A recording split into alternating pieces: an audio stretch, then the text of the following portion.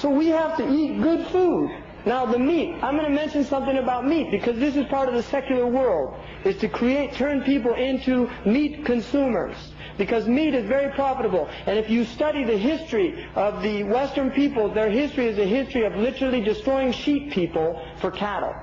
You can read that. There's a book that I recommend for you to read called Beyond Beef by Jeremy Rifkin, which is a history of cattle. Now there is a hadith sahih that the Prophet said, لحم البقر داء وألبانها الشفاء. This is a sahih hadith. The meat of the cow is a disease, and the milk is a healing. Now we know that Ibrahim a.s. ate meat, and he brought meat. بِعِجْرٍ سَمِينٍ. He came with a good calf. And the meat is definitely, beef meat is permissible. But eating beef meat continuously brings on many diseases. This is absolutely confirmed in medical science.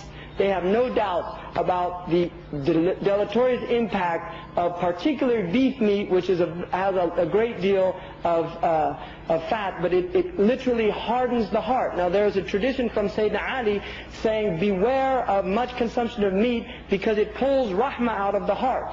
And in one tradition said, yuqassi al-qalb, it makes the hard heart. Now it literally does that physically. It destroys the elasticity of the heart, and oxygen does not get to the heart. So there's an impact. Now there are only two hadiths in the Muwatta of Imam Malik dealing with meat. Both of them are warning people about meat. And we know there's a hadith in Sahih al-Bukhari, the Prophet praised meat, meat is sayyidul ta'am, all these things.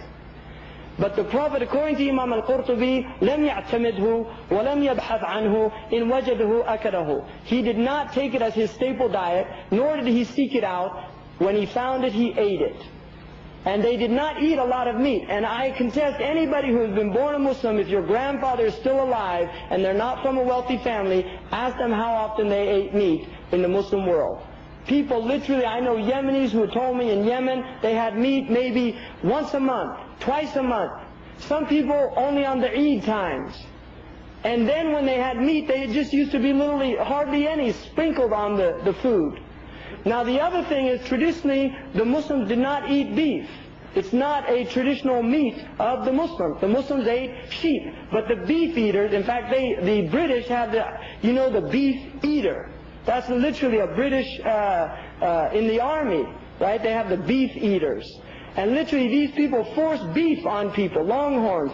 In America, they killed the buffalo to make way for the cows, for the cattle. Completely wiped out. Millions, over 25 million buffaloes were killed in order to destroy the economic basis of the Native American nations. But they also fought and opposed the sheep farmers, because sheep farmers are humble according to the tradition of the Prophet. The ones that follow sheep, they learn humility. This is a hadith.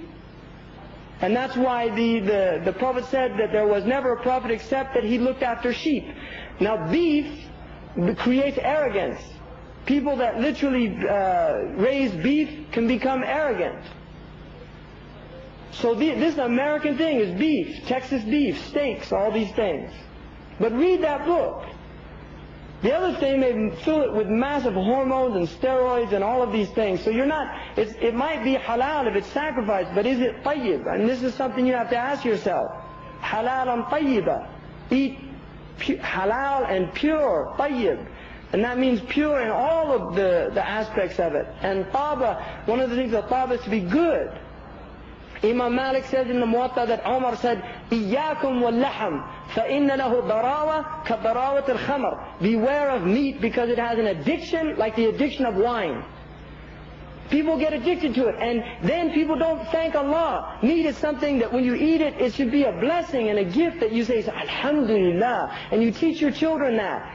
But if they get used to it every day, Ibn al-Hajj says, don't give your children good food every day with like idam, what he called idam. Get them used to having food that's not always really tasty and all these things, so that they are thankful and grateful and appreciate what they have.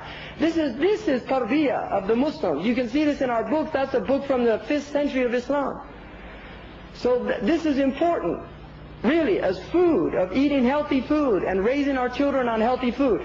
And then the next thing that follows that is medicine, because there is a secularization of medicine as well. The medicine, you have the military-industrial complex, you also have the medical-industrial complex.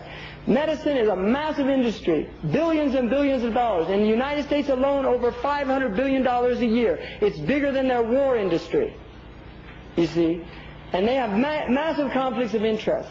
What they do, much of the medicine that is used, and if there's any doctors in here, then without deference to you, because Muslim doctors should really question things and shouldn't just take all these things face value. We have a tib in Islamic tradition, which doesn't negate that you can progress and learn new things and all these things. But we should not take the theories of medicine as absolute fact.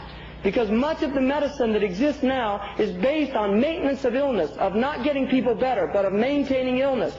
So you end up, if you go to a doctor, they give you pills, before you know it, you're literally getting a pharmacy bill every month. And then these bills disturb your biochemical balance in the body so much that you can't go off them. It becomes dangerous to stop taking the pills. Now, I'm not saying some people I'm not saying give up all, if people are on medicine, I'm definitely not saying throw away your medicine. But what I'm saying is, if you do become ill, look at all the possible alternatives. Much of our illness is from the way we eat, because we don't exercise. If you look at Muslims, they look unhealthy. Seriously, they look unhealthy. The National Institute of Health in the United States, which is that's their icon, that's their major, it's like what they say, it's like Sahih al-Bukhari with us. They said 85% of the illness in the United States is directly related to diet and lack of exercise. But if you go to a doctor, he doesn't say eat well and exercise. He said take this pill. That's what he says. It's like a magic thing. You just take it and everything goes away. But if you go to a good doctor, he say, listen, first of all, you look like hell. You better do something about it. That's a good doctor. They say the friend is the one that makes you cry, not the one that makes you happy. A good doctor will tell you, what are you doing to yourself? How'd you get in? Unfortunately, most of these doctors, they're out to here too. He just had his triple bypass. Really, he just had his triple bypass. And the psychiatrist, he's seeing a psychiatrist down the road. And his daughter's taking drugs. Really. We have our own deen. Lakum dinukum waliya deen. So our deen is different, including our medicine, which doesn't mean we can't learn. I'm not saying throw out all of Western medicine. But what I'm saying is Muslims should not be so naive to think that these people have our good interests in mind. Because the same companies that make those drugs and write the textbooks for these doctors that are studying them are selling drugs that have been outlawed in the United States in Muslim countries. Give it to the brown people. Who cares? They get cancer 5 years from now. This is a fact.